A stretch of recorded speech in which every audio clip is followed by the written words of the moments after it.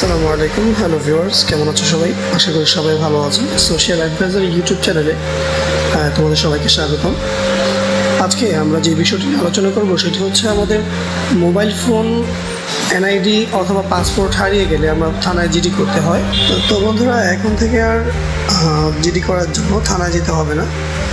তুমি কিন্তু তোমার হাতে থাকা স্মার্টফোন এবং ইন্টারনেট কানেকশন থাকলেই তুমি কিন্তু তোমার হাতে থাকা স্মার্টফোনটি দিয়ে তুমি অনলাইনে জিডিটি করে ফেলতে পারবে। চলো আমরা সরাসরি কম্পিউটার স্ক্রিনে চলে আসি। আমরা চলে আসলাম আমাদের কম্পিউটার স্ক্রিনে।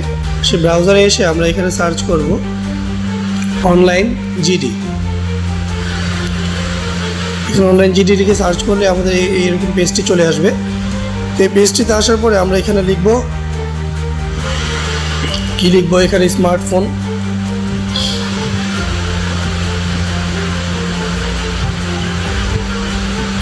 এখানে আছে ধরনে আমরা স্মার্টফোন দিয়ে দিব।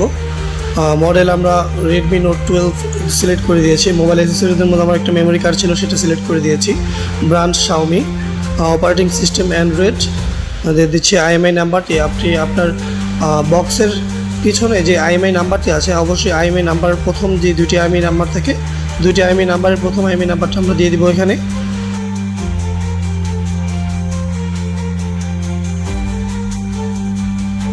প্রথম আইএমআই নাম্বারটি দেওয়া হয়ে গেলে আমরা দ্বিতীয় আইএমআই যে নাম্বারটি আছে সেখানে আইএমআই নাম্বারটি দিয়ে দিব।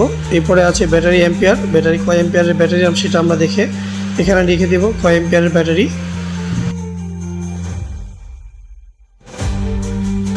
এখন লিখবো আমরা কতটুকু মূল্য দিয়ে ফোনটা কিনেছি। আমি কিনেছিলাম 16,800 টাকা দিয়ে। আমার ফোনটির র্যাম ছিল 6 জিবি এবং রোম ছিল 64 জিবি। একটি ফোন ছিল। এখানে যে সংযুক্তটি আছে, আমরা সংযুক্তটি না চাইলেও সমস্যা নেই, আমাদের না দিলেও আমাদের ব্যবহৃত ফোন নাম্বার, যেই ফোন নাম্বারটি আমাদের ফোনে ছিল, যেই সিমটি আমার ফোন লাগানো ছিল, সেই ফোনের নাম্বারটি আমরা সচল যে নাম্বারটি ছিল ওখানে, সেই নাম্বারটি আমরা এখানে দিয়ে দেব। এরপরে আমরা চলে যাব এখানে আমাদের যে সিরিয়াল নাম্বার আছে, ফোনের একটি সিরিয়াল নাম্বার আছে, আমরা বক্সে অবশ্যই দেখতে পারবো। এই সিরিয়াল নাম্বারটিকে আমরা এখানে লিখে দেব। সিরিয়াল নাম্বারটি দেওয়া হয়ে গেলে তারপরে আমাদের পরবর্তী অপশনে চলে যেতে হবে। পরবর্তী অপশনে আছে জরুরি যোগাযোগ। তো যার সাথে জরুরি যোগাযোগ করা হবে যদি আপনার ফোনটি পাওয়া যায়। তো আমি এখানে যেহেতু আমার বোনের ফোন চুরি হয়েছে, তো আমি যোগাযোগের জন্য আমার নামটাই দিচ্ছি, আমার সম্পর্ক দিচ্ছি।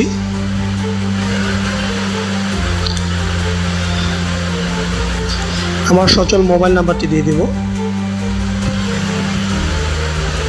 আমার জেলাটি সিলেক্ট করে দেব, থানা সিলেক্ট করে দেব, ইউনিয়ন সিলেক্ট করে দেব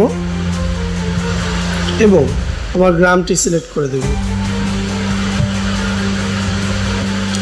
আমাদের একটা বিষয় অবশ্যই খেয়াল রাখতে হবে, এখানে কোনো ঘর কিন্তু খালি রাখা যাবে না। কোনো ঘর যদি খালি থাকে তাহলে কিন্তু আমাদের আবেদনটি গ্রহণযোগ্য হবে না। তো অবশ্যই খুব খেয়াল করে আমাদের আবেদনটি করতে হবে। এরপর আমরা দেখতে পাচ্ছি উপরে যে শনাক্তকরণ চিহ্ন রয়েছে। শনাক্তকরণ চিহ্ন, যে মোবাইলে যদি কোনো শনাক্ত করার মতো কোনো আপনার কিছু থেকে থাকে, যে আপনি ফোনটা এইভাবে দেখলে আপনি চিনবেন, সেটা দিয়ে দেবেন। এরপর আমরা দেখছি ফোনের রং, আপনার ফোনের কি কালার ছিল সেটা দিয়ে দেব। এরপর যদি আপনার ফোন বক্সের ছবি থাকে, ফোন বক্সের ছবিটি দিয়ে দেব। আমার আছে, আমি ফোন বক্সের ছবিটি দিয়ে দিচ্ছি। এরপরে দিব মেমোর ছবি। আপনি যে ক্যাশ মেমোটি কিনেছেন, ফোনটি কেনার সময় যে ক্যাশ মেমোটি ব্যবহার করে দিয়েছে আপনাকে দোকানদার, সেই ক্যাশ মেমোটি আমরা দিয়ে দিব এখানে। শনাক্তকরণ তথ্য দেওয়া হয়ে গেলে আমরা চলে যাব পরবর্তী বাটনে। পরবর্তী বাটনে দেওয়ার পরে আমাদের চলে আসবে হারানোর স্থান, সময় ও ঘটনার বিবরণ। তো যেই আমার ফোনটা যেখানে হারিয়েছে আমরা সেই ঠিকানাটা দিব। আমার বিভাগ সিলেক্ট করব, তারপরে জেলা সিলেক্ট করব, তারপর থানা সিলেক্ট করব, এরপর আমরা ইউনিয়নটা সিলেক্ট করে নেব। আমরা স্থানের বিবরণটি দিয়ে দিব, যে বাসা থেকে ফোনটি চুরি হয়েছে, মোহাম্মদ দুলাল মিয়ার বাসার 3 তলায় নিজ রুম থেকে। আপনার এখানে যেই জায়গা থেকে ফোনটা হারিয়েছে এক্সাক্ট সেই ঠিকানাটা আপনাকে এখানে উল্লেখ করতে হবে, এবং বাসার হোল্ডিং নাম্বার থাকলে সেটা আরও ভালো হয়। এবং বাসার হোল্ডিং নাম্বার সহ বাড়ির মালিক, আপনি যদি বাড়ির মালিক হন তাহলে আপনার নাম, এবং আপনি যদি বাড়ির ভাড়াটিয়া হন তাহলে বাড়িওয়ালার নাম সহ, কোথা থেকে এবং কয়তলা থেকে কখন হারিয়েছে সময়টা সহ আমরা এখানে দিয়ে দিব। তো আমাদের স্থানের বিবরণটা দেওয়া হয়ে গেলে আমরা এখানে তারিখ দিব।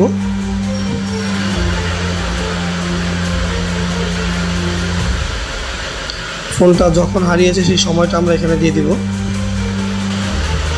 আমাদের স্থানের নামটা দিয়ে দিব, যে জায়গা থেকে ফোনটা হারিয়েছে, যে ঘটনার বিবরণ, যেখান থেকে আসলে ফোনটি হারিয়েছে। আমরা যে এই লেখাটি এখানে লিখছি উপরের লেখার সাথে মিলিত হয়ে এখানে কিন্তু আমরা দেখতে পাচ্ছি এই লেখাটি কিন্তু এখানে এডিট হয়ে নতুন করে লেখাগুলো যুক্ত হচ্ছে আমার এই লেখার সাথে।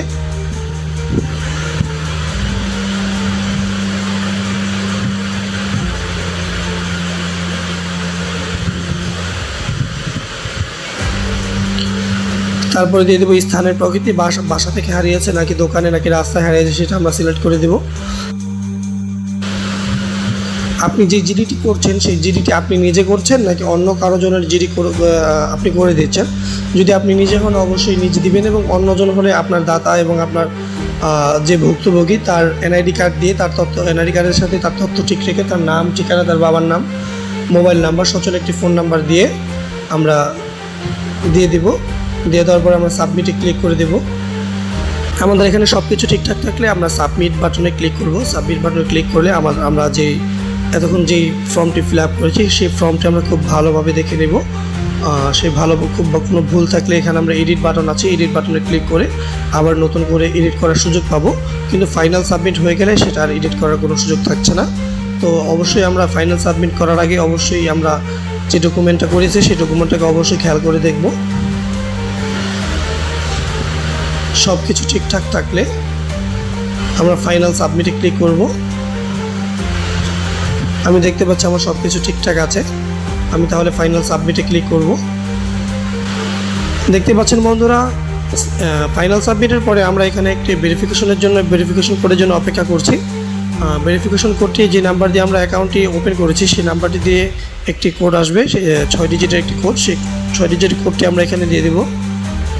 6 ডিজিটের কোডটি দেওয়ার পর এখানে ভেরিফাই ওটিপিতে ক্লিক করার সাথে সাথে বন্ধুরা আপনারা কিন্তু দেখতে পাচ্ছেন এখানে লেখা এসেছে ম্যাচড ওটিপি ভেরিফাইড সাকসেসফুলি। আপনারা দেখতে পাচ্ছেন এখানে তথ্য প্রণয়ন সম্পন্ন হয়েছে। এখানে একটি কোড নাম্বার আমাদের দিয়ে দিয়েছে। এই কোড নাম্বারটি হচ্ছে অনলাইন জিডির কোড নাম্বার।